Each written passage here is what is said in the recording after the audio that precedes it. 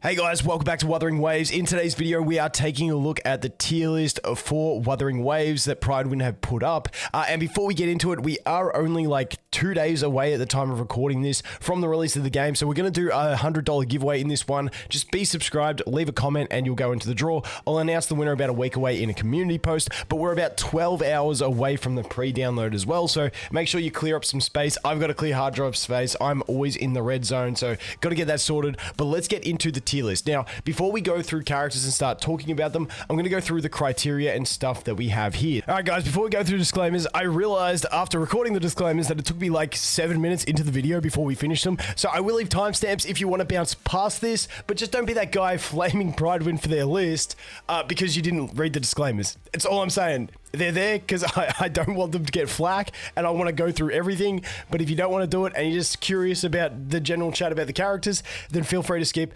Timestamps below. So about the tier list.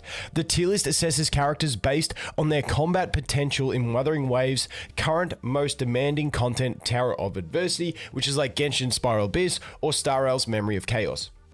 That is all they are looking at here, because that game mode, I know a lot of people know about hologram bosses and stuff like that, which are like those really hard bosses, but we've seen people, and they're more, the thing with the hologram bosses, they're more pure skill based, whereas the Tower of Adversity is more get your rotations and maximize your account for damage based, because you take less damage, you're less punished for mistakes in Tower of Adversity. Also, Tower of Adversity has the bulk of the rewards, whereas the hologram bosses are one-time rewards that are meant to be that real challenge that really punish you for mistakes. So this will be the main mode that most people will focus on, and then the holograms will be the main flexing mode, which you won't see any content from me on because I ain't that good. I'm going to stick to trying to optimize my rotations. You guys know how it is. Sometimes when you're old like me, you have skill issues. So this one is focusing on Tower of Adversity. Just note that characters can be great in other aspects of the game. So if you do like a character, like in general, it doesn't really matter. We go through this with, like we went through this with Honkai Star Rail as well.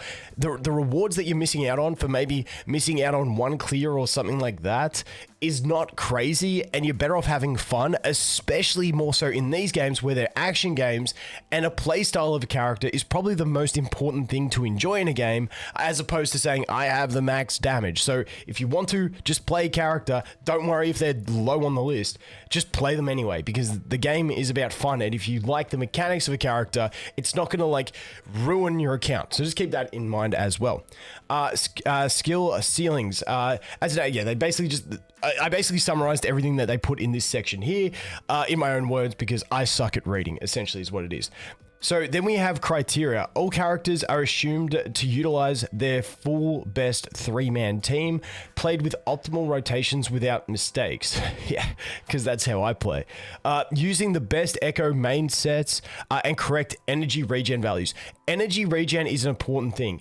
When we go down here, you will see that some characters do have ult. It means they're very ult reliant, so you've got to have enough energy regen. And once again, this is in the end game. When you start playing, you don't stress about this stuff. But you need to have enough energy regen so that by the time you cycle through your rotations and come back into the DPS character that needs to ult, they have their ult ready. Otherwise, you end up with a big DPS loss. So energy regen is a key thing, and that's why they're saying energy regen values, because you know, you can have less crit, less attack, but if you don't have the correct value of energy regen, it's really going to change things up in this. All characters are using maximum level gold rarity echoes. All echoes main stats are considered to be the best in slot for the character build. Each echo used by characters is assumed to have 5 substats with average rolls. I don't know what that means, whether that means 5 ideal substats or 5 average substats. Like maybe you get 2 good ones, one. I'm not too sure exactly how that works. Half of all substats are designed as good substats for the... Oh, okay, it's right here. That they would desire. So this means the weight of the roll, because they got pretty decent roll ranges. And the remaining 13 are random. This represents a good but not insane endgame gear. Yep, I think that's fair. Characters are all rated at sequence 0, so no dupes. unless otherwise stated, such as Spectro Rover, who starts at sequence 6. Okay, yeah, we'll increase the 4s in the future. Yeah, so because you get the free ones, that's cool, that makes sense. All characters are assessed as if they have access to S1 of all 4-star weapons, S5 of all 2-star weapons and 3-star weapons, and S1 of the standard 5-star weapon. Everyone will get from their choice of. Okay, yeah, that's cool. The best out of all these choices is used in their assessment. All characters are considered to be the maximum possible level, with all fortes upgraded to maximum rank. That's basically like their skills, their skill things, the skill tree thingy, with a max level weapon. Okay, then we got roles. So this is one that I've seen a couple people have issues with roles when you talk about main DPS, and then people see that, you know, Yinlin isn't a main DPS. I haven't read what they actually wrote, but my understanding is main DPS is like selfish characters where everything about their kit is focused on themselves doing damage, and then hybrids are ones that are focused on damage but also have some buffing capabilities and supports those characters that their whole kit doesn't really involve bearing too much damage. It's more about supporting the team in some way or another. But I'll let you guys go ahead and read that. Okay, so these are the characters that are generally on field for more time, 14 to 15 seconds, and that's the description there. I'll let you guys read through that, but don't get caught up in semantics on this stuff. It's just basically these guys are selfish. These guys are damage and teammates, so you will still get field time on them. So moving on from that, I wanted to jump into the tags. The tags are another really important one to look at when we look at here. Single target, cleave, AoE, because in the Trial of Adversity, you'll have different stages that maybe only have 1 enemy, like 3 to 4 enemies, and then like a bunch of enemies. That's what we're looking at in the damage types of the character, with how broad their range is on their damage. Everyone can effectively deal AoE damage to 2 enemies stacked on top of each other, but it's like how broad their range is. Heal is self-explanatory, shielding self-explanatory, coordinated attacks. These are ones that basically they have these quote-unquote coordinated attacks, so when they're off the field, they'll pop in to help with damage. Essentially, it's just like additional damage that happens outside of when they're on the field. Multi-role is ones that can change role depending on how you use them and build them. Cancel is characters that can do switch canceling, which is basically you start casting a skill, you swap out to another character. That character will remain on the field doing their ability while the other character is in there. That's essentially what canceling is. Alt is characters who are alt dependent. Hard are characters that have, well, let's just read it. Very strict damage windows or tricky to land combo sequences, or both. Many of the characters, again, so that's pretty much it. Like if you look at like someone like Danjin, she gets hard because she basically brings herself down to 1 HP, and if you get hit by anything, you're dead. So like that's a hard type scenario. Risk, character that throws a, oh, maybe she's in the risk. Yeah, she's in the risk. Okay, so hers is in the comboing section and in the risk section. Character that throws safety to the wind and treads the line of death with dramatically lower defense capabilities than other characters. You will die. A lot of you don't play perfectly. I mean, at least they know. At least they're being honest. You can't get mad at them for being honest. But yeah, that is the risk. Okay, so now with all the disclaimers out of the way, we are getting into the actual tier list. Now, tier 0, as you would expect, you get the 2 premium units that we get from launch. Now, people will look at this and go, how did they work this out? I believe what the term that they've been using is the pre-release build they've been going off of. Now, I'm sure an establishment like Pridewin, who, you know, have access, like they're good at resourcing stuff, I'm sure they will have the most recent pre-release build. I don't know. That's just a guess from me. We'll have to wait and see. But that is what I'm gauging it off. I'm sure if anything changes with the global build, they will update us. But it's on the site, so I'm pretty sure they'd be happy with putting this out. That's that one out of the way. So let's go through it. Gian, dude is crazy. So obviously they're basing this on their damage numbers as well, and I'm sure they will have calculations out or something of that manner by the time like after the game's release or something like that. But Gian, the dude is ult reliant because he needs to go in his ult. He gets the swirling dragon form, and then he's basically everything he does is a big dragon that has a massive AoE that just juggles enemies and deals big damage. It's just insane. The dude is like so comfy to play. I'm definitely pulling for him on launch because I just feel like he's the perfect starter character. One, he's got high damage. Two, he's got large AoE, and three, he's got control. So like anything in the early game for progression that normally like gets you caught out. Like I played through beta using Dan Jin mainly, and it was like a nightmare playing through the overworld because like you'd bring yourself down to 1 HP, you'd have 5 mobs attacking you, you get hit by one, you'd be dead. This guy just makes it complete face roll. I absolutely love it. But once again, this is more focused on the Tower of Adversity, and still his damage is showing to shine there. Plus he has good damage in general, but then he also has the big AoE range on top of it. Then we have Yinlin. Now, obviously, she's going to come out like 3 weeks into the game. So, you know, that's going to be a thing. You're going to have to wait for her, but she is a fantastic unit. Once again, she does have the really big AoE. She sits on her chair and puts the spikes down. I didn't personally enjoy her playstyle as much when I pulled her in the beta, but I also didn't have Kalchara and I couldn't play her to her optimal state.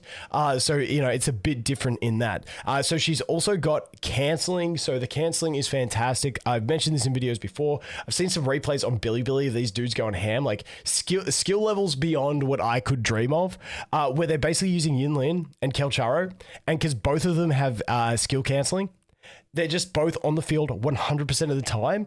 And it is just absolutely insane to watch. It is really cool. So I hope that is still a play style when the game releases. We'll have to wait and see. And then obviously finishing off the tier 0 is going to be Verena, because once again, best support. This I feel like this always happens in these games. You know, you're limited on the support characters, and so they stay up high. You know, you say she's got longevity, but we've seen it in other games where, especially like I think to Honkai Star Rail, where it's like, oh yeah, this character's got a battle res, they're never going to leave. And then like 3 sustains later that they're just completely done. So I don't know. I like to think that she has got some longevity because you at least need 2 power creeps. So I think she's still going to be a great relevant unit, but we'll have to wait and see. So with her, the fantastic thing about her is basically, she's got great buffs, she's got healing, and she has really fast concerto energy generation, which means she can stay on the field for a short amount of time and then switch out and give buffs, which is fantastic.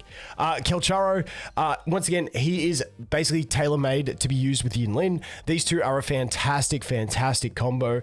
So, you know, when we look at it, when you talk about them being in their best teams, I feel like these two are basically tied at the hip, essentially, for the way they work. I guess if you didn't have them together, they're saying that she functions better without Kalcharo than Kalcharo does without her.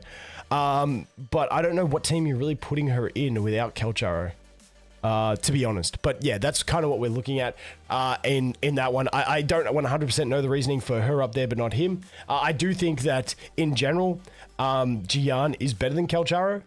But once again, these two have such good synergy, and it's more about those two together when we look at it. Then we have Encore. Encore, once again, and the reason he's got hard in his ability is because, once again, he has a very tight timing on his ult window where he gets maximum damage, and if you miss the timing on the windows, you do lose a lot of DPS. Then we have, once again, Encore. So Encore is a really cool, just generic DPS that is just generically solid. Like I said, I feel like Kelchara is going to be stuck to the hip of Yinlin mainly, but Encore is a really nice one where she has basic attack focused damage, so she can keep her damage up even with mistakes, and she has this really cool effect where she can do her charge attack, swap out, and then she'll basically blow up on the field while you're not actually using her, which is a really cool effect.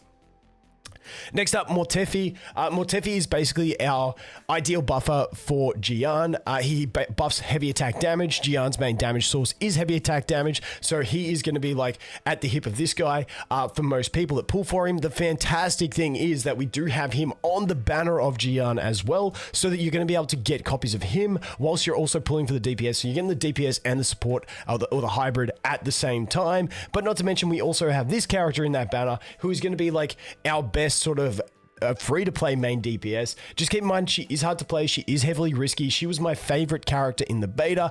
I'm assuming that she will get a little bit nerfed since the beta because, dude, she was absolutely nuts. But for hologram bosses, like most of the clears you saw people doing with hologram bosses were just Danjin as solos because she was so strong at that stuff, because she amplifies damage so much, deals so much damage. But, you know, obviously she sacrifices her own HP for that.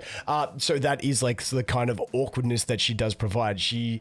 Especially when you're looking at AoE mobs, she does start to struggle there. But in general, I think she's going to be like what's considered our best, free-to-play option for a main DPS when we take a look at the Tower of Adversity, which once again is what this is based on. Next one, we have the Rover. Now, the Rover, the best way I can explain the Rover for those who didn't play in the beta is just like a nice, balanced character. They just feel super comfortable to play. Their comboing is fairly basic, but also feels good. Like once you get used to the timing where you click, click, pause a sec, click, and it's like the timing to generate their bar with their basic attack combos feels really good.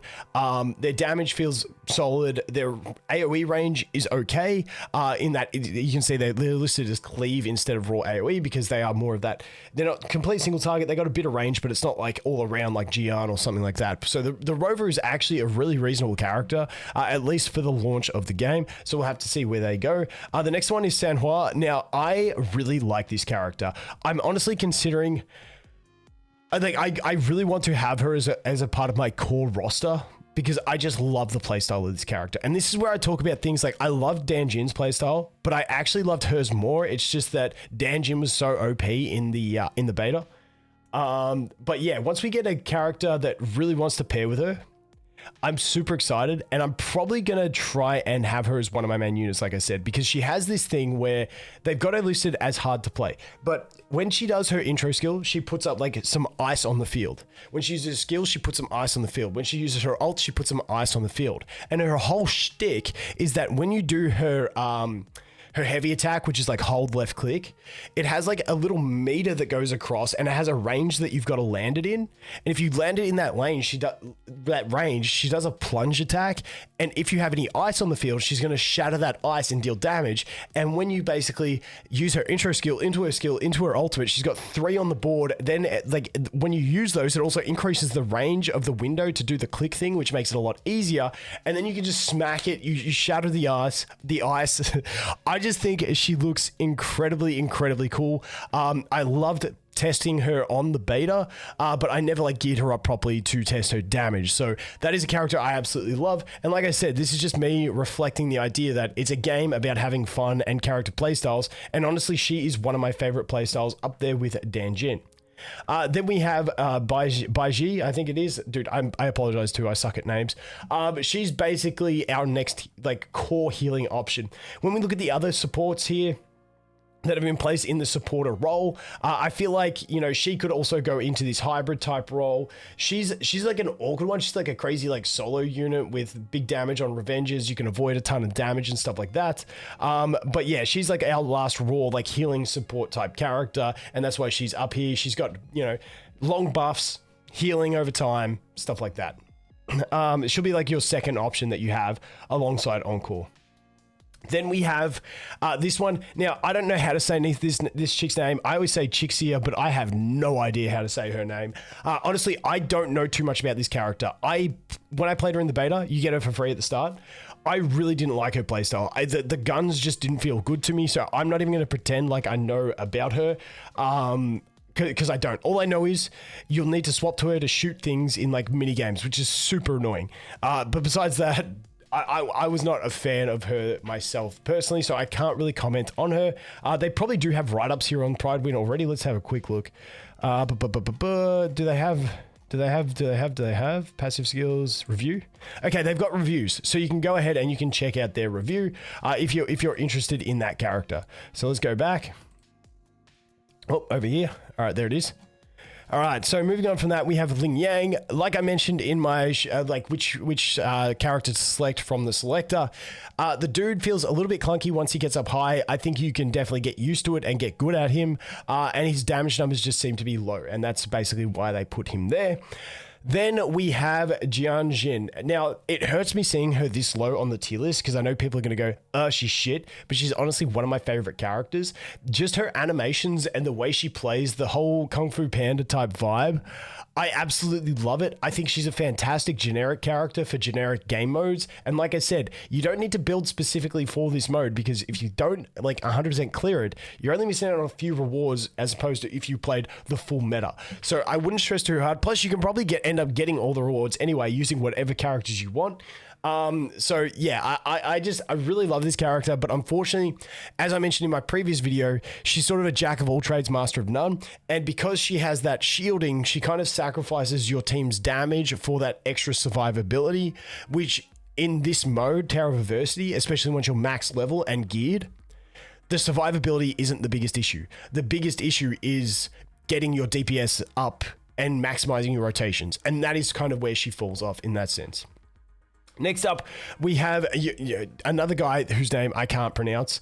And this is another one of those guys that I am not too familiar with, so I'm not going to try and speak on him like an expert. A few of these characters I really didn't play with too much in the beta, so I'm not going to try and sound like an expert with this guy. I do know he has like the gauntlets, so he does like change form and stuff like that.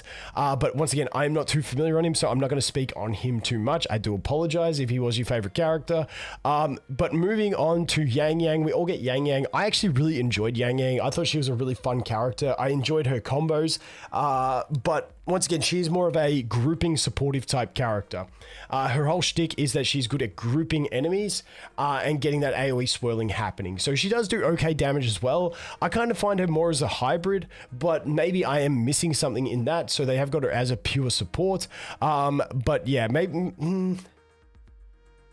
Maybe because if you're using her as a support, because we're lacking pure supports, I guess they're looking at characters that you'll end up putting the healing set on. If we go over here to the echoes, so you'll probably they're probably putting her there because you'll probably use her with another hybrid, and then you'd put this set on her to basically give those 30-second buffs on her outro, so that then you can still have the other character using the 14-second buff set. So, or is it 15? Whatever it is. So I believe that's kind of the reasoning for her positioning, but I do think she's a fun character. Her combos are pretty cool, and the way you generate her meter. But once again, she's more of a grouping unit. Old mate here, Alto. Basics that I know about him is that he is a movement-based character. He creates the mist, and shooting through the mist and running through the mist gives him extra speed and stuff like that. I didn't actually play him much on the beta. I played him for like 10 seconds. I wasn't a fan. For some reason, I'm not a fan of the gun characters in this game. I don't know why. That might just be me. I think he looks sick. I think his whole vibe's sick. But yeah, I just didn't enjoy the playstyle personally. But obviously, his damage in this mode is not shining, so that is why he's down here. And then we have Toki. I have no idea how to say her name either. I remember I saw my man Tamias do a cool strategy like at the very start of the beta, where she basically just immunes everything and deals retaliation damage, but she's kind of clunky in that she's very, very slow to do what she needs to do. So she's a fun, cheesy solo type unit, but you know, doesn't really play into the Tower of Adversity team maximizing DPS type system. So that is a look at the tier list. Once again, take it with a grain of salt. The game isn't actually out yet. They have used the pre-release build, we will call it, to calculate all these things, and I'm sure we will see calculations in the future. But that is a look at it. Once again, this is based on the Tower of Adversity mode. Use any character you want at the end of the day. It's a game about having fun. This is just min-maxing for a couple extra premium currency, what is it, Fortnite? However long it is. So, yeah.